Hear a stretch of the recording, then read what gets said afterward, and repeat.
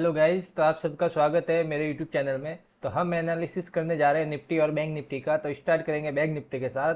और जैसे कि मैंने बोला था, मार्केट गैप अप खुलेगा, पर इतना बड़ा गैप अप खुलेगा ये मुझे भी नहीं पता था। मार्केट बैंक निफ्टी में देख सकते हो 600 साढ़े 600 पॉइंट गैप अप खुला और फिर एक फटाक से 300 पॉइंट का मोमेंटम कर दिया और 1000 पॉइंट के आसपास मोमेंटम करने के बाद मार्केट में अपसाइड मोमेंटम कोई बनता ही नहीं है। अब फिर पुल बैक ले या नहीं ले, क्योंकि अगर यहाँ पे पुल बैक लेता तो फिर हम एक छोटी सी एंट्री ले लेते DI के आसपास की, पर जो बनी नहीं। या फिर मैंने बोला था टॉप के पास M बने तो हम सेल करेंगे उसके डे लो के नीचे। तो वो भी कुछ हुआ नहीं, तो मार्केट फिर उसके बाद थोड़ा साइडवेज टाइप का बना रहा मार्केट, इस तरह का।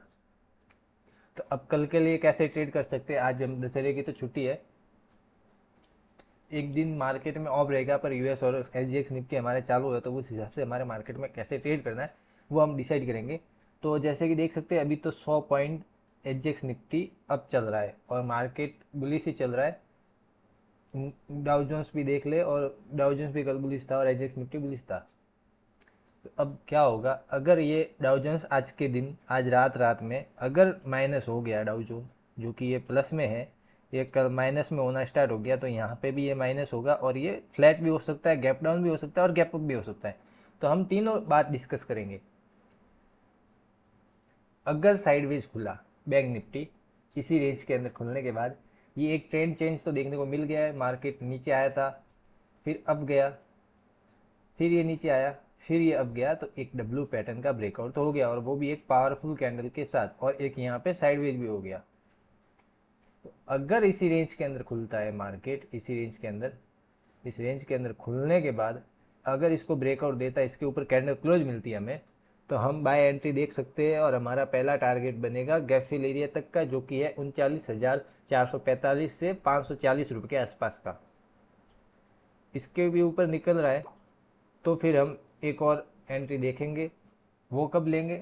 यहाँ पे थोड़ा सा पुल बैक लेने देना या थोड़ा साइडवेज होने देना, उसके बाद हम एंट्री देखेंगे। ये गैप फिल एरिया है, यहाँ से अगर ये फर्स्ट हाफ में ब्रेक इसके पास आ जाता है तो हम यहाँ तक का टारगेट लेंगे। यहाँ का आने के बाद फिर अगर यहाँ से एक थोड़ा सा पुल बैक लेने के बाद अगर इसको ब्रेक करेगा तो हम बाय एंट्री देख सकते हैं, और हमारा सेकंड टारगेट बनेगा 39,950 का।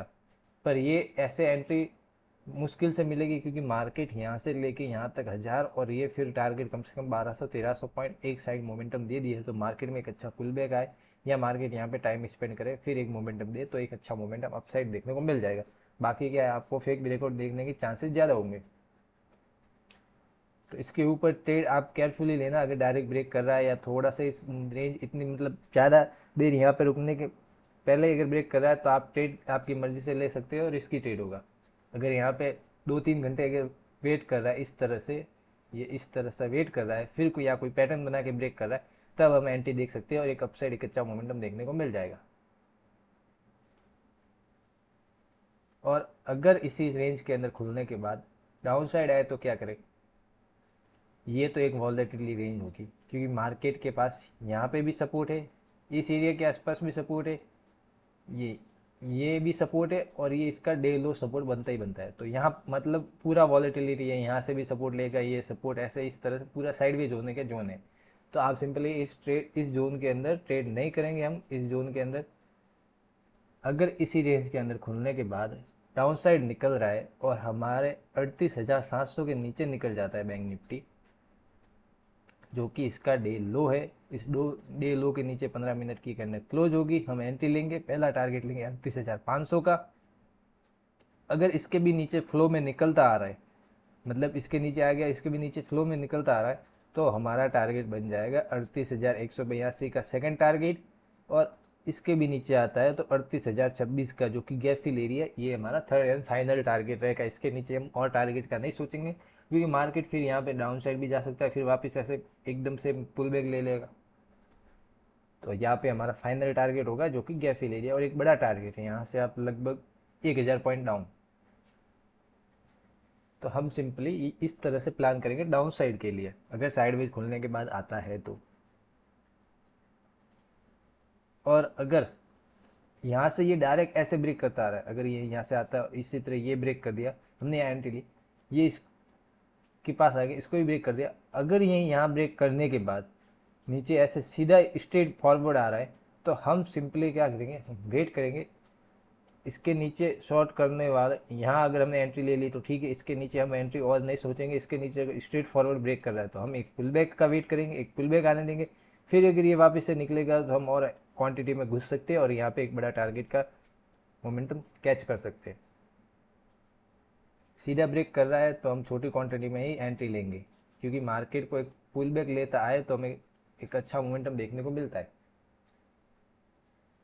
अब अगर गैप अप और गैप डाउन में क्या करें, अगर सिंपली गैप अप खुल गया, जैसे कि गैप अप बता रहा है, अगर यहाँ कहीं खुल जाता है, इस एरिया इससे इसके बीच में कहीं भी खुलता है, अगर ये गैप अप यहाँ खुलने के बाद ये गैप फिल एरिया करता है, गैप फिल होने के बाद अगर ये डाउन साइड इसका लो ब्रेक कर देता है, तो हमें एक डाउन साइड अच्छी एंट्री देखने को मिलेगी और एक अच्छा मोमेंटम देखने को मिल जाएगा, जो यहाँ से ये गैप फिल तो करेगा ही करेगा, यहाँ से एक और अच्छा डाउन साइड मोमेंटम देखने को मिल जाएगा, जो कि 38,700 के आसपास देखने को मिल सकता है। और अगर ये गैप फिल करने के बाद यहाँ पे सस्टेन कर जाता है, अगर यहाँ पे थोड़ा साइडवेज हो जाता है, तो फिर हम एक और अपसाइड मोमेंटम देखने को मिल जाएगा। हम यहाँ पे एंट्री ले सकते हैं और एक छोटा टारगेट अपसाइड के लिए देख सकते हैं। और गैप अप खुलती डायरेक्ट अपसाइड बहुत अपसाइड चला गया, जैसे आज ये दिन था, ये दिन के जैसे अगर ऐसे ही अपसाइड चला गया तो उस दिन में हम अवॉइड करेंगे। मार्केट एक हायर रेंज में चलता रहेगा, फिर यहाँ पे साइडवेज या वॉलेटिलिटी करेगा, हम सेल डे लो के नीचे गिरेंगे। ऐसे होने के बाद डे लो ब्रेक होता है तो उसके नीचे हम सेल करेंगे और गैप फिल या उसके भी नीचे आता है हम बैंक निफ्टी देखने को मिलेगा। गैप डाउन खुल गया तो क्या करेंगे, अगर सिंपली हमें इस एरिया के आसपास देखने को मिल जाता है, लगभग यहाँ कहीं खुले, तो फिर हम देखेंगे अगर यहाँ से सपोर्ट ले रहा है, ग्रीन कैंडल बन रही है यहाँ पे 5 मिनट की कोई भी, तो हम उसके ऊपर बाय करेंगे और गैप फिल एरिया तक का टारगेट लेंगे। फिर यहाँ से अगर प्राइस एक्शन बना के फिर अगर निकल रहा है तो और अपसाइड मोमेंटम देखेंगे।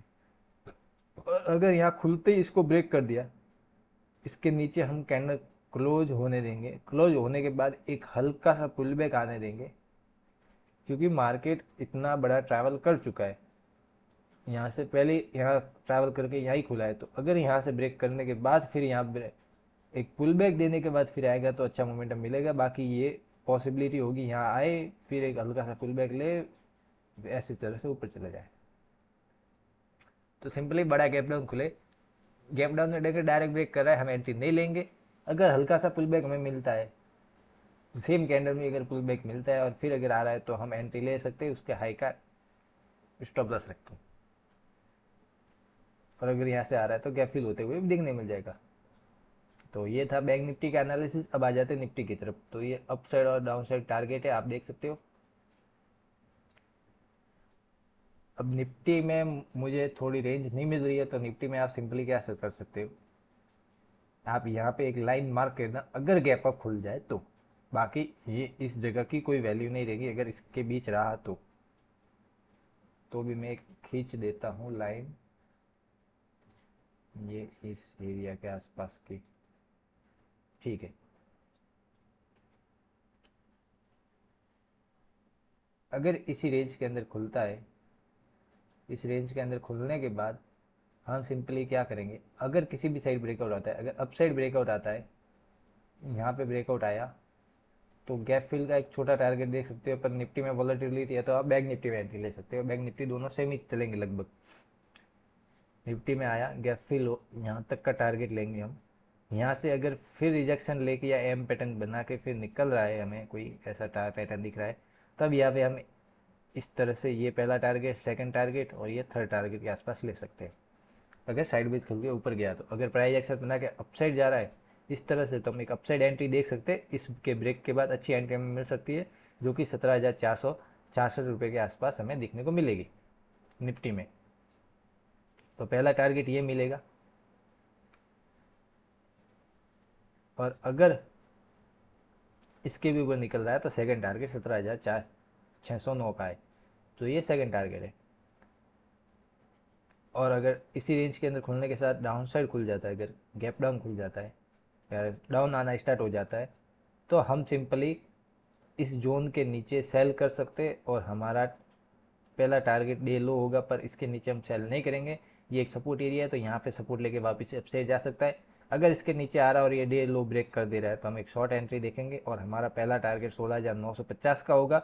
अगर इसके भी नीचे निकल रहा है तो 16,885 का होगा। तो निफ्टी में थोड़ा वॉलेटिलिटी क्रिएट एरिया है, तो आप बैंक निफ्टी में ट्रेड करें। निफ्टी में आपको एक अच्छा, एक सही तरह से नहीं देखना है मार्केट, क्योंकि ये इस बीच आ चुका है कि इसमें ट्रेड करने लायक इस बीच में कोई है नहीं। अभी ये यहाँ से ऊपर जा सकते हैं, यहाँ से रिएक्शन लेके गैप फिल करके नीचे भी आ सकता है। तो उस हिसाब से आप थोड़ा सा बैंक निफ्टी के साइड ट्रेड करने का करिएगा। अगर ये इसके नीचे ऊपर निकल जाता है तो बाय एंट्री में निफ्टी में अच्छी मिल सकती है, और अगर डे लो के नीचे आता है तो सेल एंट्री में अच्छी मिल सकती है। ये एरिया एक वॉलेटिली एरिया होगा यहाँ से लेके ये एरिया तक का, तो इसके बीच थोड़ा अवॉइड करना निफ्टी में एंट्री लेने का। अगर आपको करना है तो कर सकते हो, बाकी मेरी तरफ से बैंक निफ्टी प्रेफर करूँगा। इसके नीचे निकलता है पहली एंट्री ले गई, पहला टारगेट ये, सेकंड टारगेट ये। ऊपर निकल रहा है तो बता दिया। बड़ा गैप डाउन खुल जाए, अगर इस एरिया के आसपास खुले, डायरेक्ट ब्रेक कर रहा है शॉर्ट मत करना, एक थोड़ा सा पुल बैक आने देना, एक पुल बैक या एक ग्रीन कैंडल का वेट करना छोटी सी। फिर उसके बाद अगर ऐसे रेड कैंडल के पास ग्रीन बन के फिर ऐसे ब्रेक करे तो हम यहाँ पे एंट्री ले सकते हैं, छोटा सा एसएल रखने के बाद एक बड़ा टारगेट के लिए। और यहाँ से एक फ्लो में सेलिंग भी आ सकती है, क्योंकि मार्केट यहाँ पे जो भी ये बाय करके गए थे वो बाय का एसएल हिट होगा। यहाँ पे जो भी यहाँ पे होल्ड करके रखे है पोजीशन, उनका एसएल हिट होते ही मार्केट यहाँ से डाउन साइड आना स्टार्ट हो जाएगा। और अगर बड़ा गैप अप खुल जाता है और अपसाइड जा रहा है तो साइडवेज हो जाएगा।